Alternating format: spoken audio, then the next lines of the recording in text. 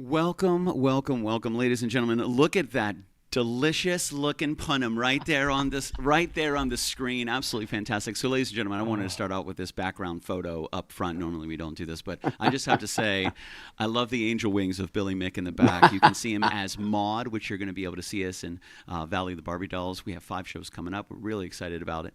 Musician, actor, performer. We're going to go over some YouTube, some Instagram, some .com, some shows he has coming up. He's been a mover and shaker in Central Florida for a long, long time. I'm always extremely grateful to be in this gentleman's presence, and I try to do my best to make sure that he knows that. I've shaken his hand, I've thanked him a million times, and now to introduce you to him as well, the one, the only, the tantalizingly talented, I like the TT, Billy Mick. What's up, my man? How are you, sir? Hi, I'm great. How are you? Good. How's your day? I'm not nearly as good as you made me sound, but I'm really good. I forgot to say he's humble as well. He's a humble person. So Billy, thank you, sir. We chatted a little bit beforehand, and thank you for putting on a hat for joining us today. Billy had a nice relaxing day. It sounded like, Yes, nothing but video games just and pajamas. pajamas. In the DC universe. Oh, I actually still have my slippers on. that's a great. That's a great combination. Pajamas, a day off, and some DC Universe. Yeah. I love it. Now I would say this. I'm actually surprised to hear that you had a day off. I'm glad you did, because you are an extremely busy musician, a busy entertainer, a busy host of various shows, an actor, theater as well. Also, always rocking the .com. We chatted a little bit about that. Have some music available online on YouTube. You're also a musician, and I got to say, just an all-around energetic performer. And it's super, super cool that you had a day off, number one. And number two, thank you so much for taking some time and chatting with me tonight. I appreciate it. I know my community is going to be super happy to see you and to meet you, and I think that it's just absolutely fantastic. I'm really looking forward to sharing the stage with you, and I wanted to ask real quick before we delve into it, because you're an extremely interesting and unique individual. At what age did you find yourself in the world of entertainment where you felt that this is something that was kind of like that touched you? Like, when did that happen? I got a keyboard. I've always never been an outside kid, never been a let's go play sports, anything like that. Like, I've always been inside listening to records. I got a keyboard when I was like 5, so I still sing the songs that came with the stupid Casio book that you play along to. Oh, nice. I can't actually play the keyboard, but I could do like the MIDI, like, oh look, here's an accompaniment. And that's kind of still what I do with my music now. Wow. So you were super young. You grabbed a keyboard, kind of fell in love with the music. And then how did that turn into, because I know some musicians that they kind of do it in their own time. They do it in their own home. They do it in their own privacy. They never really take it out. They never really perform. When did you find yourself in front of people performing? Like, at what age? I did a lot of performing. I went to Douglas Anderson School of the Arts in Jacksonville, and I did a lot of shows there. It wasn't a big school, so I got to be the lead and stuff. Then I moved to Orlando. I realized that I wasn't the most talented person in the world, because there's a lot of really talented people in Orlando. And at the time, this was like I moved here in 91. Okay. And I had recorded some like home demos, like at-home demos. Back then, they were on cassettes. Yeah. For y'all at home. Yeah. And so I did that. Kids don't understand these days, Billy. They don't understand. No, the struggle is real. I still have a ton of cassettes at my house. It's ridiculous. I have nothing to play them on, but they don't exist otherwise. Yeah, I got them. Yeah, but then in the early 90s, boy bands were real big. So in Orlando, I sent my demos out and stuff like that, and everyone told me I would never make it in this business as an out gay male. So I was like, well, screw you, I'm just not going to do music, and I'll just go work at theme parks. So I did theme parks for a long time, and then I was a show director at Universal, and my team wanted me to learn GarageBand to put together presentations and things like that. So I picked a song I wrote when I was like 8. It was like a silly little pop song. It's actually on my first album. But I picked a silly little pop song, and I started putting together loops, and I was like, this is kind of great. So I made an album at 46, and decided that was a good time to delve back into making music. It is. It was a perfect time to delve back into making music. You know, Yeah. and my introduction to you was working with Natalie Dullinger. And Yeah. she had put a show together, and she had been promoting the show. And there's not a lot of Billies, you know, that I have met. You know, so I was like, oh, another Billy, and working with Natalie. I love Natalie. Like, let's see what I can learn about this Billy Mick guy. And I was like, man, what a character! This guy's awesome. You know, and I said, man, it's just, you know, you have that kind of like naturally emanating X factor where I think there's a curiosity. And there's a similarity in regards to the type of feature, the type of some characteristic it takes to be able to perform in front of people, to be able to do that. And not only to do that, but to do it well, to love it, to appreciate it, to truly enjoy it. And then now to make it your vocation, Career. Yeah. which is how long have you been in the professional where this is what you do? Do you have a day job? Are you Billy Mick the performer doing gigs? Are you doing all the things? I did theme park shows forever. I was contracted at Beetlejuice. I did 3 different versions of Beetlejuice, and then I moved into show direction, and then did that for a little while. We got let go in 2020, Gotcha. and 2019 was when I had actually started. Like I came out with my first songs, and I started releasing those and on all that kind of stuff. And then 2020 happened. I had gotten to do 2 performances, and at the time, it was very funny because I'd only ever played characters on stage.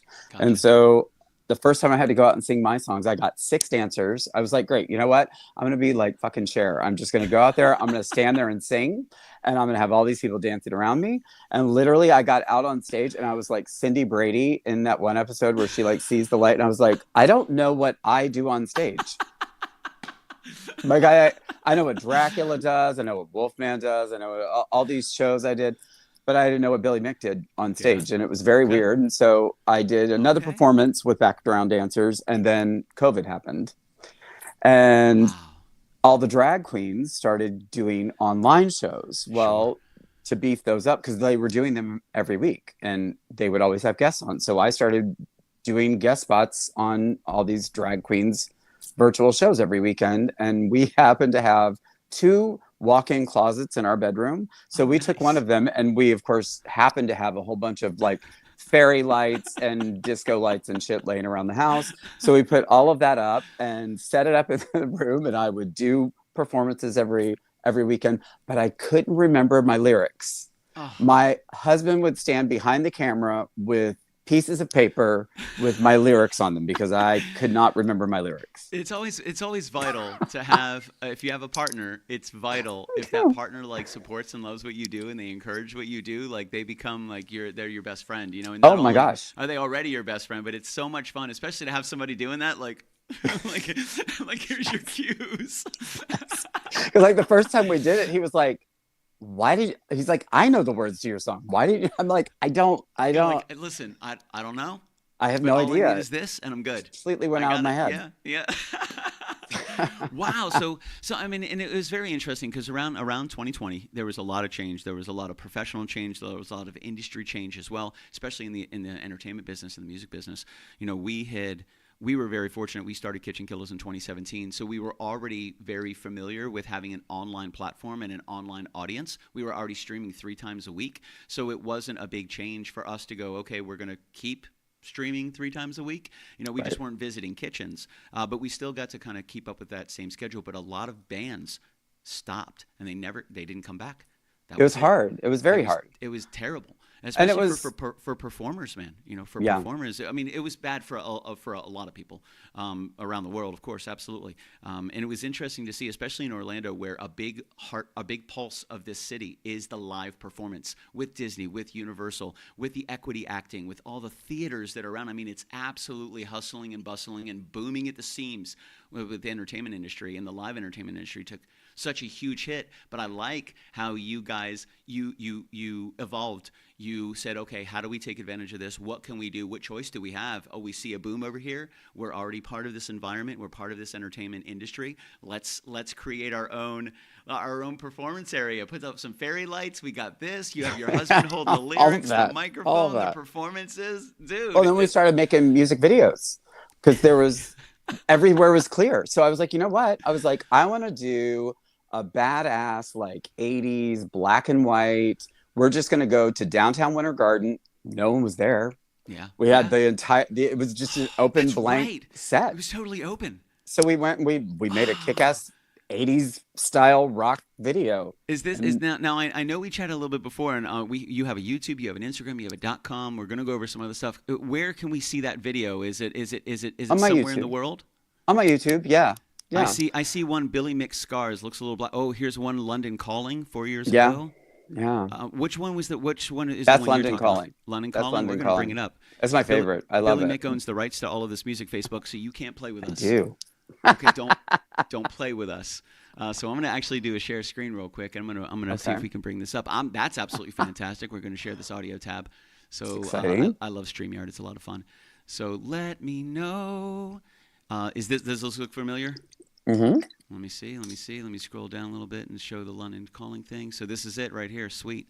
Awesome. Let's say some hellos real quick. Michelle Hess in the house. Good to see you. Mama Floyd, great to see you. Joni Rodriguez, Jim Feike, Tracy Perry. Hello, Tracy Perry. How are you? Hey, Tracy Perry. Great to see you, Tracy Perry. It's Billy and Billy. And we're about to listen to London Calling, which was shot in downtown Winter Garden during 2020 era where nobody was on the streets. You know, and oh, so cute with your glasses. I know, all right. So this says London Calling. London has my heart since I first visited in 2016. It felt like home to me. When this world starts acting crazy, I dream that it could all be better if I were just in London again. XOXO. I think, is this your London Calling, sir? Is this the right one? I think so. Yeah, this looks like that's it. Oh, yeah. All right, let me know if you can hear this, Billy. Just give me a thumbs up. I'm going to hit the play button, and we'll see what it sounds like. Ladies and gentlemen, London Calling by Billy Mick. He's with us right now live in person.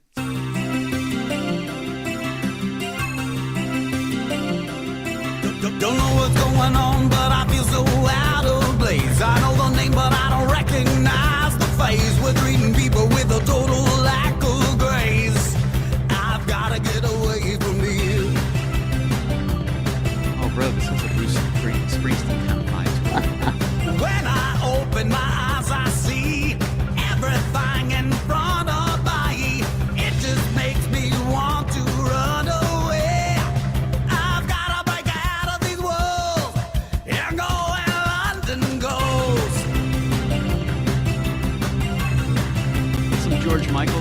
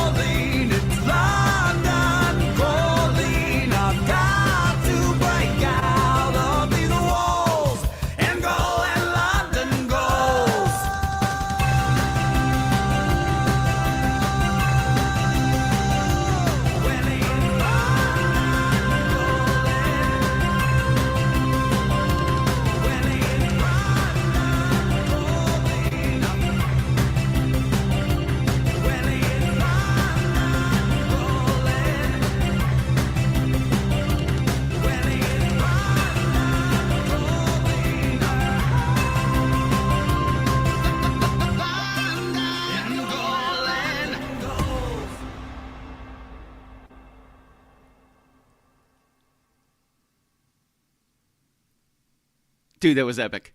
Thank you. That was awesome. Hell yeah, Billy Mick. That was another dude.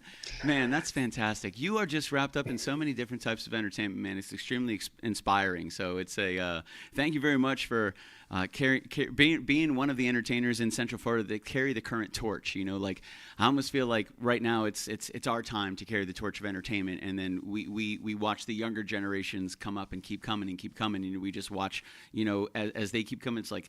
And then we get to the time where we're the educators and we're the mentors and we're the ones that are teaching the youth how to come up and keep on going and take advantage of the opportunity where other people see, I don't know what to do. This is a big problem. Billy Mick saw a solution. Saw an empty winter garden. Saw a brilliant music video. That was awesome. And then harkening back some times in London, I thought that was a great thing to be able to kind of capture that opportunity and then turn it into something beautiful, man. It seems like this may be something that you have done for quite some time in every aspect of your life, probably starting at a very young age, you know, seeing opportunity and maybe grabbing a hold of that and saying, how can I make this, where's the silver lining here? How can I make this great? You know, how can I move this forward? And that's, where would you say some of your biggest inspirations come from? When I was a kid, I loved variety shows. Loved variety shows. It was my favorite thing. I love Vegas shows. I like now I how I actually make a living is not doing my music, unfortunately, because no one makes a living doing music. But I make doing their music. I make a living doing other people's music, but with Vegas style shows. So I, you know, perform at retirement homes, and I have a one-man show where I have a rack of jackets and I sing songs and tell stories, and every few songs I change a jacket, and I do country and I do rock and roll and I do 50s and I do some standards, and yeah. Wow. Damn, dude. Now, what would you say a normal week for Billy Mick looks like? Because you're wrapped in so many things. And we'll get to Valley of the Barbie Dolls. I want to say Barbara Fair Myers is in here. Barbara, great to see you. Tracy Perry up in here. Hi. You did have a couple comments during the Tracy Perry wanted to say two Billies, almost too much awesomeness to handle. Thank you very much. Joni Rodriguez, within seconds of your music playing, she said, I like it already. Tracy Perry, I love me some Billy Mick. That was spectacular. Sexy, sassy, and sexy again. Sexy, so sexy. She had to say it 2 times. My gosh, thank you. We got that was great. Ryan Noland, good friend of mine, my buddy Landon. This is his dad, Ryan Noland. Landon actually has a Kickstarter out right now, everybody, for his next album. So go ahead and check that out. There's Michelle Hess right there. You saw her in the chat, and then there she goes. She's gone. And also Barbara Fair Myers popping in. Billy Mick, you amaze me. Barbara, he amazes us all. Amazes us all. You know, so so it's a so yeah. Back to like your inspiration. Is there a time, or who would you say was one of your first sources of inspiration when you looked and you said, "Wow, I want to do that. That looks Tina like Turner." Fun. Tina Turner. I saw the music video for "Better Be Good to Me," and that was because prior to that, I liked a lot of musical theater stuff. I liked a lot of standards. My dad was a big pothead and a drug dealer. He liked a lot of Rolling Stones. He liked a lot of Led Zeppelin. So I had his records, and then I had my mom. She was really beboppy. So I had all of her, like Frankie Valli and her Nat Funicello, and I liked all of it. But when I saw Tina Turner's "Better Be Good to Me" video, I went, that's what I want to do. I want to do that. How old were you when you saw that music video? Like 10. So 10 years old. So you've been doing this for a minute, my man. Yeah, So absolutely. 10 years old, you were like, that's what I want to do. Yeah, and I was really glad. When I was starting to record my first album, I actually have 2 songs that I wrote when I was like one was when I was like 8, is Angel, okay. And then the other one I wrote when I was like 12 or 13. But I was like, you know what? Those need to go on the album. Yeah. How many songs on your album? I have 10 on my first album. I have 10 on both. So my first album is just B, and my second album is Leveling Up. Damn, nice, dude. Now we were talking a little bit pre-show, and we got a lot. You got a lot going on, but you're still kind of dabbling. You're thinking you're prophetizing another album, maybe in the works. Yeah. I I have 3 more tracks to record. Okay. But I've released just about every. Oh no, I have like 3 songs I haven't released yet. Gotcha. But I have I've released 6 Wow. off of that album, I think. Nice, Because dude. nowadays, realistically, the artist is the only person that gives a shit about an album. Yeah. You everyone wants a single. No one wants to listen to a damn album. But for an artist, that means something. Like Yes. there's a story that you're telling, and there's a beginning, a middle, and an end, and all of that. So Yeah, yeah. yeah, no, absolutely, and I think that's one of the things where we've seen a change over the last maybe decade or so, where it was when you released an album, and then you would release singles off that album, or you would release a single, then drop the whole album. And now it's like, I don't think I do, but I can't say that everybody has the attention span to listen to an entire album. There's a lot of times they're like they listen to one song. Sometimes they can't even make it to the end of the song before they listen to the next song. It's not even that the song's bad; their just attention span is shot to shit. And they're like next. So it's like, Well, man, and that was after my first album. My second album, all of my songs are shorter. I was like, you're doing way too much. Don't do all that. And when I started releasing my songs to begin with in 2019, I was releasing a new song every month. Wow. Holy smokes, dude. And just the production and the time alone. I mean, that's a lot. That's a lot to put in, not to even to mention the monetary aspect of it, but just everything behind the scenes that a musician has to take care of, all the copyrights, everything to make sure it's taken care of, the distribution, all that stuff, production, mixing, mastering, writing. I hate all of it. It's Can't stand I wish it. it was just easier. I wanted to bring this up because we're rolling on your Instagram here. Is this the show you're talking about with the different jackets? Yeah. Nice, man. How did you come up with the concept of this show? Where did that come from? Well, initially, I did it for my songs because I was going to do. Somebody wanted me. They were like, "You should do a show of your songs," and I was like, "Well, I guess it's kind of autobiographical." So I have a show called Just Be, where I come out and I tell my life story, and in between, I tell stories in between my songs from my first album, Just Be. And that kind of tells my life story. And in between each song, I change a jacket. That's awesome. And that's, dude, super creative, man. Nice and easy and simple. And it doesn't really look like you have a lot that you have to bring with you, at least no, you not see at all. here, which is really nice. So you keep your wardrobe so prim and proper. And it's like short, small, one bag, set up the rack, hang the jackets, grab I've the got it microphone. down pat. Yeah, dude, you got to pack it up and take it all with you. So you might as well make it easy to unpack and make sure as you got everything that you need. Well, when we first came out of COVID, I was working house on Church with Blue. Okay. Oh, I got hired. HAUS. Oh, I know, dude. Everybody knows Blue. She had what was the venue? Yeah, she had the venue for a long time. The venue was where I performed my first song. Like the first time I ever performed my songs was there. I loved that venue. Yeah. I really, really liked that venue. I thought House was awesome too. Yeah. Blue's she's been in the Central Florida industry for, good God, man, a long, long time. I would not be the performer I am today if it were not for Blue Star. Yeah. She wanted me to do a show on Thursdays downstairs by myself. And I was like, you want me to just go out there? You want the gay guy just to get up there and sing like basically karaoke for an hour? Like, I'm not doing that. So instead, because I liked variety shows so much, I was like, I'll do a variety show. I will come out and I will host. And I will change an outfit every time I come out, and I will have 3 guests from around Central Florida. And so I would bring in like a drag queen or a burlesque performer and a singer, and we would do duets, and everyone would have 2 numbers, and it was a full show. And then we would have like a finale number. Wow. And I did that for about 2.5 years. It sounds like, part of the process of course, it's like, I like to play the songs that I write, but I truly enjoy writing them. Like, I love the process. Do you enjoy the process of production and as well as the process of performance? Yes. I enjoy doing my variety show so much because everything else I do is by myself. Like I don't work with any other musicians. I do all of my music myself. I sing all of the background vocals. I do like all of it's just me.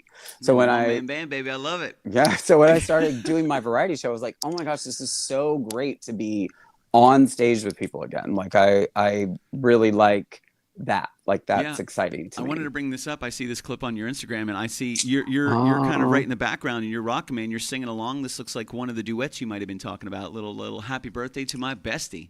Oh, that's Sheila from accounting. Sheila from accounting.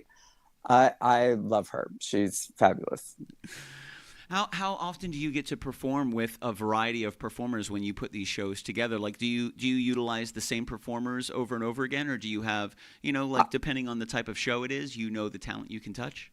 I rotated through a lot of them, but I really did try to expand as much as possible, because after House closed, I did a show at the Stardust, and then I went to the 808, and I was at the 808 for about a year and a half. Okay. And that was great. And so it was a once a month show, and I started doing like themed shows. Risa Risque was pretty in my show. I could never have Sheila in my show because Sheila had brunch on the same days that I had mine. She really is Sheila from accounting. So I never had Sheila in my shows. No, he's my best friend, Bill. But yes, that's Sheila from accounting. Sheila from accounting. Man, that is awesome. She's amazing. That is incredible. When you first moved to Central Florida, you said, when I moved to Orlando, I realized I wasn't the most talented person in the world. Which is one of the reasons I wanted to move to Orlando. I moved to Orlando in early 2002. Was because right around that time I had just kind of started to pour my soul into music. Like, I had gotten out of college. I played music through college. I started when I was in college, but when I got out, it was like I was just so hungry to be off the leash of the educational institution. Now I got great things from college. If it wasn't for me going to college, I wouldn't have met the people that had introduced me to music. I had always been in theater for a long time. But when I got out of college, Orlando was the place to be. Music was absolutely popping in the early 2000s. I mean, the boy bands were huge. NSYNC had just come out. Backstreet Boys was killing it. I mean, Lou Pearlman was still kind of at the heart and soul of the Orlando music industry, and he was investing millions and millions and millions and millions. So we came to Orlando. I came with my buddy Mark, and we knew we were big fish in a little pond in Ocala. But in Orlando, I was happy to be a little fish in a big pond. I was really, really happy to do that. And then, like you said, you just are introduced to this ocean of entertainment, and it is absolutely everywhere. And over the last 20-something years since I've been here, I've seen it evolve so much in so many different aspects of entertainment. And it's always good when you have parks like Disney, like Universal, like SeaWorld, that are consistently bringing in live performers, musicians, and artists, and writers, and creators, and stilt walkers, and fire eaters. Like, you can find them all over Orlando. So when you first moved to Orlando, how long did it take you until you kind of found a comfortable kind of like role in that Central Florida environment, where now you're kind of in the circle, you're meeting people and you're talking to people and you're making some moves? Like, how long did that transition take? It only took about 3 years, which really isn't bad at all. I started in games at Universal. I was the amazing Alonzo, the asshole that guesses your age, weight, and month you were born. That's what I did. So I was there for a couple of years, and then I was at Parliament House having a big old gay sing-along in the piano bar, and I was singing behind this little lady, and she turned around, she looked at me, and she said, "You need to come and audition for the Mark II Dinner Theater. We are needing somebody to be Tom Sawyer in Big River." And I was like, okay. So I went and I auditioned, and I got the role. I got Tom Sawyer. Holy smokes. And, I was a child. So, like an asshole, I quit my full-time job with benefits because I was like, oh, I got a professional gig at $600 a week for 6 weeks. Moron. We learn, Billy. We live and we learn. Good Lord. Luckily, as fate would have it, the executive assistant of the theater was leaving. So I ended up stepping in as the executive assistant. I had zero idea what I was doing. I was kind of like those Color episodes of Lucy where she screws everything up. That was me as a secretary. But what Mark really wanted me there for was he wanted me to go around, and I literally went to every retirement home in Florida and Southern Georgia and sang Hand for the Hog from Big River probably 5 times a week. Wow. I'd get in a van and they would take me, and I'd be in my overalls and my straw hat, and I'd go in there and I'd sing Hand for the Hog and try to hawk tickets to the theater. How did it go? It was fine. It was great. Yeah, It was great. fun. I got to do lots of really great shows there. Yeah, And I was did you there sell a bunch of for, tickets? I mean, they sold like subscriptions and stuff like that. Yeah, I suppose. I mean, we stayed open. I guess I Hey, did there my you go. job. We didn't close, so there's You know, always that. I opened his mail. I finally figured out how to use a fax machine, and I sang "Ham for the Hog." Dude, it sounds like a pretty simple thing. You know, just keeping it simple, Billy Mick. You keep it simple. I like it, dude. You know, it's a and you've always, and it's so. I mean, it sounds like you have really, and I want to use the term of cut your teeth. You know, you came to Orlando scene 3 years, and a lot of times people are going to give up before 3 years. And like you said, 3 years actually isn't that much time, especially when you're trying to get involved in a scene as big as Orlando and be able to kind of climb those tiers of not only notoriety, but it kind of seems like a battle of attrition with ourselves because people like I don't know, give up is never in my brain, so I don't understand it, but there's a lot of really incredible musicians that all of a sudden there they are, they got great music, and next thing you know I don't hear from them anymore, and I go, hey Stan, what's going on, dude? Like, what's going on in music, man? You released a great album a couple years ago. Oh, you know, I got this, you know, I got a degree in this, so I got my college job doing that, and you know, I got that, I'm putting my degree to work. Just you know, gave up. this and this, and that's it, it's gone. It's Right. absolutely 100% gone, and I'm just like, man, so a lot of it is just not giving up. Just keep on going, and eventually you kind of float to the top with the cream, dude.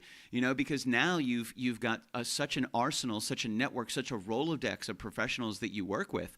You know, you kind of become a loud voice in the entertainment industry, where other people are coming into Orlando and they're going, man, look at what Billy Mick is doing. Like, I can't wait. Like, what an inspiration. Look at this guy. He's doing this, and I can't wait till I get to do that sometime. Well, You know, and I what's guarantee so that's funny happening. is in 2019, I had to start that process all over again. This was all like my music and me doing stuff like this.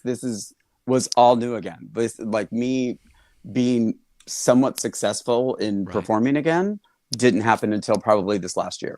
Gotcha. When was the last time that you had like almost like a level, like an evolutionary re-release? Okay, Billy Mick. Let me see. Who is this Billy Mick person? Okay, great. This is working for me. My album Let Leveling me- Up. Yeah. But when I started putting that together, I was like, I got it. I knew I wanted the songs to be shorter. I wanted it because initially it's really difficult. This sounds ridiculous. It's really difficult being told your entire life, you cannot be an out gay male and be successful in this business. So I was like, well, what do? I don't like singing dance music, and that's what the gays like. So I don't want to do that. But Yeah, I you wanna be still true to kind of was yourself. right. But I still kind of like teetered on that. Like I didn't go real rock and roll with my first album necessarily. I did a couple of tracks, but in general, I didn't. And then so the second one, I was like, you know what? Fuck it. I'm finally to a place where I want to do what I want to do. And that was the first time that I ever 100% did. This is what I want to do. Now, and are you your own boss? So Billy Mick is you're the president, the CEO, the Yeah. CFO, the CIO. All You the know, things, all the how, letters. how long have you been 100% independent Billy Mick? Billy Mick, like not at Universal, just doing your own thing, booking your own gigs, just paying your own bills, making your own way. Since 2020. Wow, good job, dude. Congratulations, man. I mean, we just Holy had to, smokes. we had to Yeah. do something. We were very fortunate. We had been there for 25 years. So we had a good pension and stuff like that. So we were able to relax a little 25 bit. years. But Holy smokes. you'd be surprised that pension does not go nearly as far as you think it will. But What? I'm just saying, doing anything for 25 years, man. Damn. well, and I'll be honest, if we hadn't gotten let go, we would still be there. There was no reason to not. We had the It had to benefits. be heartbreaking for them to let you go too, man. That couldn't have been an easy thing. Well, somebody- I'm certain it wasn't, but I mean, it was, Oh. I love the people. I love the company. But at the same time, we were stagnant. We didn't want to be there anymore. We wanted to do other things. And this just kind of pushed us and went, well, go do other things. Yeah, and I think that's one of the things where sometimes I think people find ease. I mean, I understand it is easy to find ease in guidance, somebody guiding you, telling you what to do. Hey, do this, do it this way, do it this way. Okay, I can do that. But then when you're the one at the helm, when you're the one with the wheel, when you're the one that's the captain, and it's like, if I don't do it, it goes nowhere. Oh, absolutely. Are you I kidding? gotta do And at this. 49, I'm sitting here, I'm like, I've got to learn social media. I've got to figure out post stuff. And it's like, as simple as that sounds to most people, it's not. It's figuring out like, what time of day do I have to do this? What kind of hashtags do I have to do? How do I get traction? How do I get followers? You know, I mean, my account got hacked recently, so I lost my 10,000 followers I have, and now I'm back to starting over again, which is fine. I'm fine starting over again. That's fine. Yeah. But that was a difficult thing to learn and to go, okay, what do I need to do to be relevant right now? Right. Yeah. How do you stay on the nose of it? How do you stay poignant? How do you stay like, what is going on in the world that connects with me, that I can represent my artwork and expression in a way where I'm not selling out, I'm being true to myself, but also it's appealing, it's engaging, and it's easily digestible because it's a current thing. And like you said, and it has to be interesting. Like, and you said something a little earlier that I kind of want to go back to because it was a very, very powerful thing to say. You cannot make it in this world as an outwardly gay performer. Like, you can't do it. You're not going to find, like, number one, what a bold thing to claim. For anybody to say that and to tell somebody else that, what a bold line in the sand. You cannot do this. You will not do this. It's like time out, first of all. Right. What? But even to have to absorb that and to have to hear that, and I'm sure you weren't told that once. You know, I'm sure. Oh no, a lot. But I mean, you also times. figure I grew up in the 80s with the beginning of AIDS and all of that. You know, I mean, so 80s and 90s was a very different time for the LGBTQ community, like, period. It just was, you know, and it's interesting because it's not been until the last few years. I'm very fortunate. I mean, I went to a school of the arts, for God's sake. I was in parks for 25 years. My parents got divorced when I was 12, and my mom was a hairdresser. Like, my life was easy. Like, it was fine being gay. Like, in my world, it worked. In my world, it was fine being gay. Right? Sure. It was beyond that it wasn't as big a thing, but I never saw it. You know. It never affected me. Yeah, you were never you weren't soaked in it. You know, you were actually soaked in acceptance and love, and then you step out of that, and you're like, whoa. You're like, okay, hold on. Let me learn how to live in this world. I'm gonna have to put on some different armor. I'm gonna have to learn a little bit different. I'm gonna have to learn how to move and shake hands and engage. You know, while all the time being told, and most artists, you know, are told this that you're gonna have to have a real job. This is not gonna work out for you. Like, you need a plan. Right. You need to better this, and it's already difficult to be able to, for some people to be able to say, let me go ahead and put my heart out there in the world. Let me just go ahead and try it.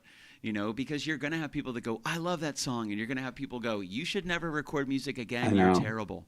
It's the worst. You know, and you're just like, and you get to a point where you're like, I don't care. I listen to it and I go, man, I'm really proud of that. I'm proud of my team. I'm proud of my my co-writers. I'm proud of my producers. I'm proud of everything, the artwork that I use and the people that I work with.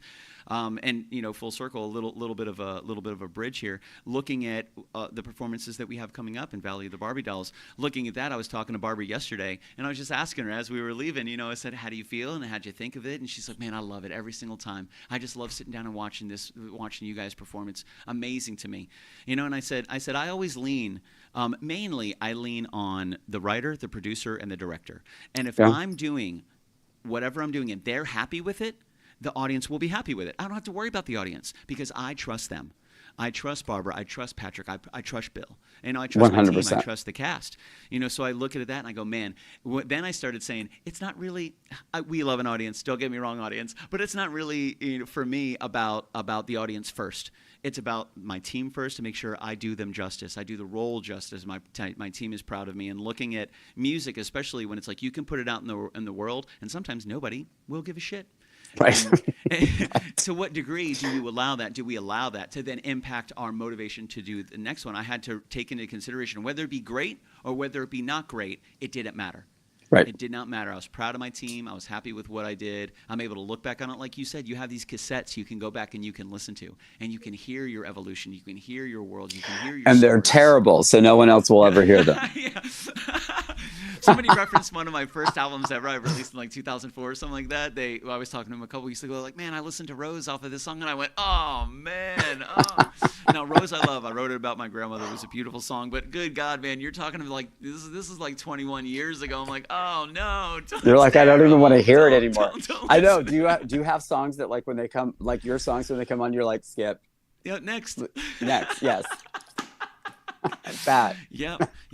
There's a and when we first started KitchenKillaz, sometimes I needed to learn. So, and I always do, but I go back and I go, how is the audio? How is the video? How is the clarity? How was the dialogue? How is the flow? So sometimes I would go back and I would watch them mainly to respond to the comments, because I would want to have that engagement, like you're talking about. That social media engagement. If you comment, hey, great show, Billy Floyd, I want to be able to pop in and say, thank you so much, Billy. Thanks for popping in. That builds the 100%. engagement. Facebook's like, oh, people are talking. Let's show it to more people. And what other people don't understand, it's not just you record it and stream it and quit it. You can't do that, because then it just, like you said, it goes to nothing. It just goes to the realm, the atlas of zero and darkness. Like, you have to keep the fire. I have to keep the fire. And that's why it's really good to have a team like your husband. Fantastic. It's vital to have those teammates. Michelle and the Kyle Nunez, all of our Patreon patrons, everybody in the feed tonight. It's imperative because that's what makes the light glow brighter. 100%. And it's awesome when people are able to get together to be able to make a light grow at the same time, which is kind of what I feel like when I perform on stage with other actors and actresses. It's not like my little flame only. It's Billy Mick's flame. You know what I mean? Like, it's Lacey's flame. It's Tracy's 100%. flame. It's Aaron's flame. And to see that all come together now we're really burning. And you got Bill Keevan, who's just one of the most brilliant dudes I've met. You got Kira running sound, running awesome stuff. You got Patrick as Rodney, running around as a maniac squirrel. Then you got Barbara sitting in the chair to produce the whole damn thing, just with the biggest smile on her face, because she's so happy to see this whole thing come together, like the whole time. The whole time. I have to say, I was very intimidated doing this, because I've done a ton of musicals. So, like, I've kind of acted, but I've never considered myself an actor, ever. Well, this is the first time I've ever done. Ironically, this is the first time I've ever done a straight play. But when Natalie messaged me, she was like, "So, because you hadn't accepted yet, right?"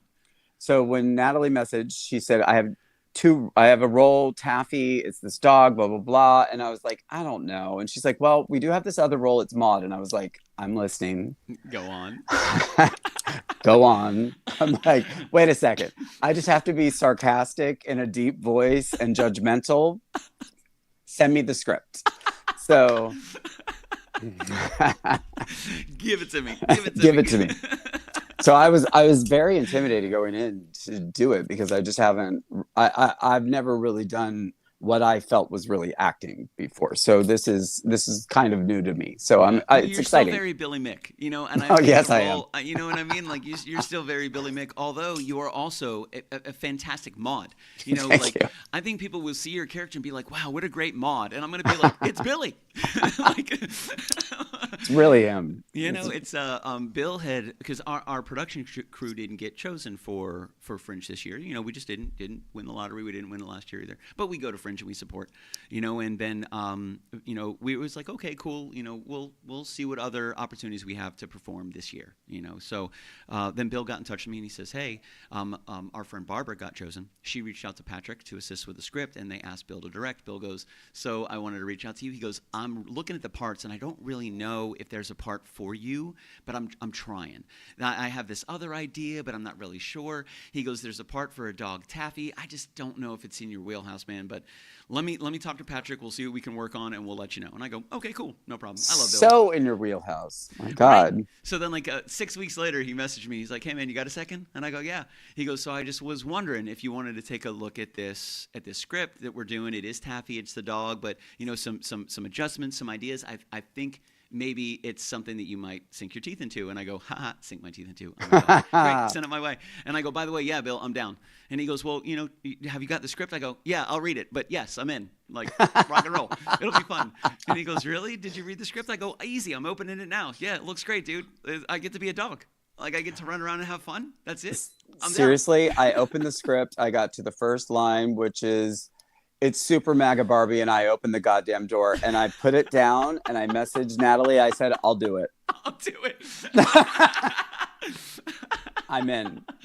Yeah, it's saying I do want to put this up because I want to bring this up. Tracy says I saw Billy Mick perform about 3 years ago and thought I need to be friends with that guy, and now I'm performing on stage with him, and he's a sweetheart. Dreams come true. I am not kidding. You know, that's Tracy Perry. Awesome. She is our Dr. Amazing. B. You know, she's a doctor. You know, that is, bro. You had me with the comment today. You were like, I mean, a foot doctor. A foot doctor. Still a doctor. But I wanted to do that. I had a feeling that I could vibe with you all day, dude. But I do want to jump over to and chat about. I do want to bring this up right here because I dig your Instagram stories. I think you look absolutely fantastic, which just blows my mind, dude. So as soon as I see that you put an Instagram story up, I throw it immediately to You've been doing a great job with that. Right away. I'm like, bro, this is fantastic. I showed one of my friends the other day. I said, this is what I'm in, and this is actually Billy Mick, you know, and he's our mod. And he goes, that looks incredible. I go, right? They go, look at his makeup. It's fantastic. I was like, yo, Billy Mick's pro. Like, he don't play, you know. But I wanted to chat about that a little bit as well before we get into the schedule because we're coming to the end of our time here. I think we actually have a reading a little later in about a half hour. But I wanted to kind of get into the idea where when you started kind of like utilizing makeup in your character, in your ensemble. When you started doing that, was that originally for show production? Because a lot of times, because of the lights, you want to do this, you want to do this. When did the essence of kind of like drag come into it for you when you said, okay, let me see if I can add these accents. Let me see if I can accentuate this a little bit. When did makeup become for Maud? guess, a stronger tool? No, just for you. Oh, for me? For you in your life, yeah. Oh, for me, the first show I ever did when I was 15, I did Merrily We Roll Along. I was Charlie Kringus. And as you can see, I have like next to no, I look like 2 burnt holes in a blanket. So they wanted me to put mascara on, and they wanted me to put mascara on my eyebrows. And literally until the last year, I have not left the house without my mascara on my eyebrows and on my eyelashes. Because I just look better with it. Yeah. So I felt comfortable with it. Yeah. And just over the last few years, I've been like, I'm good. Yeah. I'm fine. Yeah, I'm fine. It's okay. I'm fine. It's okay. I can be off. What's nice is, and that's something I learned working with Blue, because they get so glamorous, and on their days off, they don't wear any makeup. And I was like, gosh, there's something to that. So now I don't put on makeup or get my hair fixed unless I'm getting paid. Gotcha. That's the line. That's it right there. That's a litmus test. Are you paying me? No makeup. Nope. Then this is what you get. You get this hat and no makeup. This is what you get, which is still fabulous, by the way. Well, thank 100%. You. And when I was looking at this, when I first saw your mod in person, I was just floored, dude. I was like, this looks incredible. I mean, everything, the poise, the structure, the mannerisms, just the stature, you know, the way that you would move, the way that the pants would flow, your makeup, your hair. I was like, this is just outstanding, man. This is next level. You know, I'm very fortunate. I get to take most of my clothes off and put a onesie on, and I'm ready to go. You know, I'm ready to rock and roll. You know, you got Lacey as Super Mega Barbie just rocking and rolling. I mean, she is the so perfect fabulous. Epitome of Super Mega Barbie. Love her. You have CPA Barbie, who's like pants and suit coat, and she's got the hat, and she's got the freaking slide roll. Oh my gosh, and I've known her for 15 years. That's awesome. That's incredible. Have you performed with her before? I was more on the show direction side with her. Okay. Like, she was a chance for me for Halloween one year. I worked with her when she was a Martha May for Grinchmas one year. I was on the show direction side with her. I know we never did a show together. Gotcha.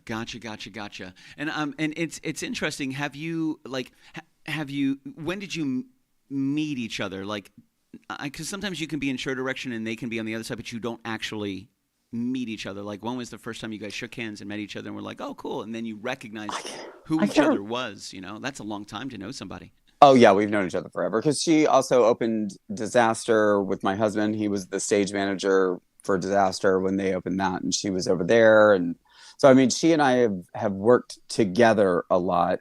I don't know, it may have been when it was when I hired her for Chance for the Street.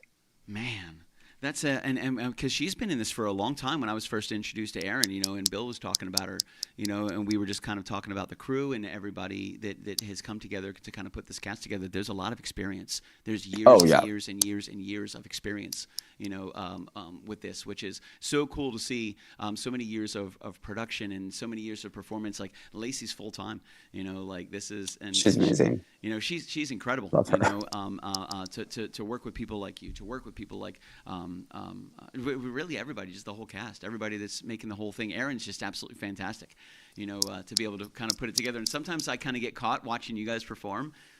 I'm like, oh shit, it's my line. I do the same thing. I was doing exactly the same thing yesterday. I'm sitting there and I'm watching you guys. I'm like, man, they're so good. Thank God for Tracy sitting next to me, or I wouldn't have remembered any lines. And it got quiet, and I go, oh, it sounds like Batman. I was like, shit, that was me. I was like, dude. All black, umbrella, got it. Yeah, all black, that's me. It's something about the penguins. It's happened to me a couple times, bro. You get me with the bimbo line, and not giving too much away. Those of you that are out there watching this, we got 5 shows coming up. Our first show is Wednesday night at 7:30. We're going to put up the schedule in just a minute here. Kira Phillips just stopped in. She's our stage manager. She's the one who's responsible for the incredible lighting cues, the beautiful sounds, everything that you guys are going to hear. The set, the entire background. I mean, Kira's amazing. World, man. She created our little soapbox that we get to pop up on. She helped me with my costume, not only for Covetous Sin, but she helped me with my onesie as well. Just try to help it be a little more user-friendly in regards to the stage. And it's so great to see just such a massive collection of people with so much experience, come together to make this whole thing go on. And when I sit there and I watch you guys perform, like I fell in love with you guys immediately. I just watched Lacey perform, and she gets into like some of her longer diatribes, and I'm just like, she's incredible. She's just awesome. When Tracy's going off on the Phoenician Council of 1823, I'm just in awe. I'm like, bro, she's so good. So I got to bring myself back. Yesterday it happened a couple times where I was like, man, these guys are really good. Like, wow, look at that delivery. I love it. Oh, shit, that's my line. Sorry. I'm so sorry. Oh, my God. I remember the first time you came into rehearsals, I was like, oh, my God, who is this magical being? This is amazing. The accent and everything. I was like, oh, my God. I'm terrible next to this guy. Oh man, I'm glad. Oh, stop it! I'm glad it worked out. I reached out to Bill and I'm reading for the lines of Taffy, and I'm going, dude, I just hear British accent on this dog. I hear like a snarky kind of like troublemaking British accent, and I don't know. I hope they like it. So I gave Bill a little bit of it.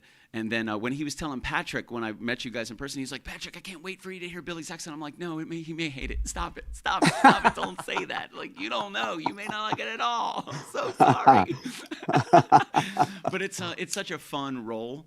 I really enjoy this. And I told Tracy this a couple weeks ago. I go, this might be one of my favorite roles ever. Like, it's just so much fun. I got a lot of freedom. And I just get to be a troublemaker, which is kind of me anyway. I'm very Taffy-ish in my life. So I just felt like the only difference is I got a dog onesie on, and that's really it. That's really is very, very, very simple. I did want to bring this up. Yesterday, we were very fortunate to get a couple shots of the cast. So this is our stage shot yesterday, right after our performance, which was just a technical performance. I don't want to say just. It was a full performance, but it was not a promoted performance. This was a chance for Kira to work with the lighting engineers, the stage engineers, the music engineers, to make sure they get our lighting cues, we get our lights. And for us to perform a complete show. Yes. On a stage. On a stage with no stops, with no pauses, with nothing, just moving right through, I mean, I have to say my lines might not have been on point, but my blocking was fabulous. Yeah. You didn't miss a single spot, man. Not one single step did you miss. And I recognized that immediately. I think the entire team recognized that immediately. We were like, dude, Billy was just next level. He's right on top of it. No problems whatsoever. Absolutely fantastic. Which I think everybody is just, I think you're the king, Maud. I think Maud's the way to go. And this is it. Ladies and gentlemen, Valley of the Barbie Dolls. We are at the Green venue, which is a cool, very, very intimate, awesome little venue, which is really cool. I think this is my 3rd time at Fringe, and I really like the way the stage is set up. It's felt very comfortable, and I always like to feel the energy of a stage before I perform. I want to walk the stage. I want to feel the vibe. I want to feel the energy of the room. I want to feel what it smells like, what it feels like, the temperature. And I thought. And I'm super excited about being in this venue. I swear. Every year that we go to Fringe, I have somehow ended up seeing every show that ends up in the Green venue. Really?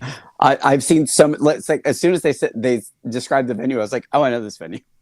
Yeah, I know you're that like, space. I'm familiar with this one. Absolutely familiar with that one. Yeah, and it's so much fun. You know, I'm super thankful. I met Tracy several years ago, maybe I don't know 6-7 years ago, at the Disney's Nature Preserve. She was working over at the Disney's Oh, Nature wow. Preserve, and I went out there with my buddy Jay, and we played a 3-hour set. My friend Jen Hogan, who was doing our booking at the time, she's in Pennsylvania. She got in touch, found out that they were looking for stuff. She reached out. They made it happen. I meet Tracy. Great. Wonderful to Amazing. meet Tracy. And then when I got to meet Tracy again, I got to meet her husband, Bill. And when I met Bill, I'm like, this guy looks familiar. I said, I think I've seen you at Waco Taco over by Hourglass Brewing doing trivia. Trivia. And he goes, you 100% absolutely did. So we instantly became friends. And then I remember I was having a cookout one day, and Bill comes up. He's like, say, you know, I've heard you mention once or twice that you've done some acting in the past. Like, you know, we have this thing called Fringe Festival. We may get in, we may not. But if we do, would you be interested? And I go, hell yeah, dude, I'm down. Love that. Like, that'll be a lot of fun. So Bill Bill and Tracy were the two people that introduced me to this current evolution, this current time of me acting again, which I absolutely love. Theater is my favorite. I love performing music, but being live in theater is my absolute jam, dude. Like that is my absolute favorite. So I was really happy not only to be able to even be on stage, but then to be on stage with the likes of Aaron, the likes of Lacey, the likes of Billy Mick, working with people like Kira, meeting Natalie Dollinger. When we did Covetous Sin, I mean, we were working with incredible people. My buddy Darrell, my other buddy Luke, they were just incredible actors. And I love to just sit back there and I just watch them in awe. I'm like, these are absolutely next level performers, you know. So it's like, okay, man, we're with Billy Mick. I need to step up my game. You know, I need to step up my game, man. We need to figure out what's going on here. You know, but it was definitely one of those things that I felt very, very fortunate to be able to look at the cast that we have, to be able to look at the people that are involved, and they're all pouring their love into it. And I'm happy to see it all come together. I had a lot of fun last night. It was an absolute blast. I do need to remember to stay more focused when I'm watching you guys perform, because I'm part of the play and I have lines and blocking and stuff. And I love when something happens and I'm like, I know there's a line that I have that's right after this moment. I just don't know what that line is. I hear you. I'm like, oh, it's about to be my turn. It's about to be my turn. I don't know what my line is, and I hear the trigger line, and I go, okay, I got it. Okay, I got it. And I'm also close to where I'm supposed to be, but it's okay. You know, no problem. So I've got to say though, I was super impressed. I don't think that I can honestly say I've never shared a stage with people that were so great at being able to get us back to where we need to go, at bringing it back around. Tracy, my God, there was 10 times yesterday that she was like, there's an alarm. And I was like, okay, got it. But I was super impressed. We did it. We made it through, but it was a group effort. Like it was everyone on that stage to make it happen. And it was fabulous. It was great. Yeah. And that's one of my favorite things to see when it comes to stuff like this, is how we all operate together as a team, and we're all there to help each other and coach each other, even cue each other. Like, I know that Lacey has a line after this, and I want to make sure I get those last couple words, because I know that that's what's going to trigger her for her line, and it's my responsibility to make sure I do that, because she's depending on me. You know, it was really like, nice. I've not had this kind of camaraderie, I don't think, on stage in a very long time. Nice. I've had some really great, I've done some really great shows, but also these shows have had way more rehearsal than we have. Yeah. You know, but I mean, for us to have had the limited amount of time, I think it forced us to sort of come together like that and work together like that. And I think it's just brilliant. Like, it's truly an ensemble cast, and in every sense of the word. It's great. Ensemble cast. That's it. That's it right there. I knew we would hit our hour, Billy Mick. We're at exactly an hour. Ladies and gentlemen, there it is. Valley of the Barbie Dolls. We're in the green venue, starring Aaron Brenna. I'm going to put myself last. Aaron Brenna, Billy Mick, Lacey Patton, Tracy Perry, myself, Billy Floyd, is The Lovable Taffy, directed by Bill Keevan, produced by Barbara Myers. I love Barbara. Our stage manager, Kira Phillips, created by Barbara Myers, and Patrick Pranito, a fantastic writer. He wrote Covetous In. I love Patrick. Written by Patrick Pranito, and you can find us at the green venue. We got 5 shows coming up. First show, happens this Wednesday at 7:30. Our first live. Buy the tickets, grab your buttons, and come to the Fringe Festival show.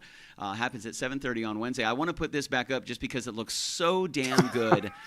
So, ladies and gentlemen, joining us tonight, a musician and actor, performer, the tantalizingly talented Billy Mick has spent the last hour just walking through a little bit of his story, where he's been, where he's going, the things that he's been involved in. Thank you so much for joining me, Billy, man. Thank you so much. Really appreciate it. Oh, get out of here. Give me a second. Hang in the green room. Let me wrap it up with these troublemakers, and I'll be right back with you. I will say this. I'm going to give you the last 30 seconds. What do we got going on? Where can we see you? Where can we find you? And where can we go? Ladies and gentlemen, Billy Mick. This coming Saturday, the 17th, you can catch me in Enterprise, Florida at Amour du Vin. It's fabulous local wine bar. It's a great place. They've got little bites. I'm going to be doing a 2-hour show. I'm going to change lots of costumes. I'm going to sing all of your favorite sing-along songs, talk to you, hang out with you. It'll be a great night. It'll be a great night. I love it, man. Always moving and shaking, Billy. Thank you again for your time, my guy. Let me wrap it up with these guys, and I'll be right back with you. All right. Ladies and gentlemen, listen, if you're just getting here to the show, do me a favor, do yourself a favor, do your heart and soul a favor. Once the show says live show has ended, go back to KitchenKillaz Facebook page, refresh it on YouTube, Twitch, or Facebook, and watch this whole damn show over again. You get to learn a little bit more about the incredible talent that is Billy Mick. You can find us performing this Wednesday. Is our first show, Orlando Fringe in the Green Venue. Valley of the Barbie Dolls, an absolutely fantastic cast. Like Billy said, an ensemble cast bringing you some hilarity, some great quotes, lots of really great music, some incredible actors, beautiful stage managers, incredible directors. A huge shout out to everybody, especially Fringe, for allowing us and giving us a space to be able to perform and speak to the people in the world, and for the people of the world to come and feel comfortable in an area where it's just full with creativity and love. So hope you guys have a good night. Thank you so much for joining us. 7:05, baby, a KitchenKillaz show, and this one was one heck of a unique one, probably my favorite one of the year. I'll talk to you guys soon. You guys stay out of trouble one more time because it looks so damn good. A community conversation with musician, actor, and performer Billy Mick. It is Monday, May 12th, ladies and gentlemen. We started at 7:05. We ended at 8:08. Not bad, everybody. You guys have a good night. Stay out of trouble, and I love you.